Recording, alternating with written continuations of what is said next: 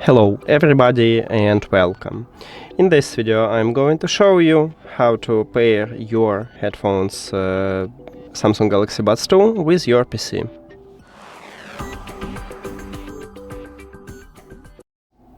You have to start by pressing one time at the Windows button on your keyboard. Then write Bluetooth, and if you see Bluetooth and other devices, press on it or click Enter.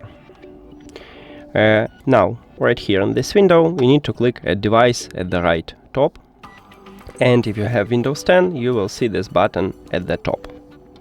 You click a device, and then in this window, you need to select Bluetooth. After that, we need to enter prank mode on these earbuds, so open the charging case, and if your earbuds do not connect it with another devices, it will enter to prank mode automatically. But we can also enter to prank mode manually. You need to press and hold at the both of these touch areas. So touch area is located at the back side, right here at the top, and at the bottom we have two dots, so between them we have touch area. And you just press and hold on it. And now this LED light blinking, so it means that we enter to prank mode manually. Tap on it, add the device list, and then click Done.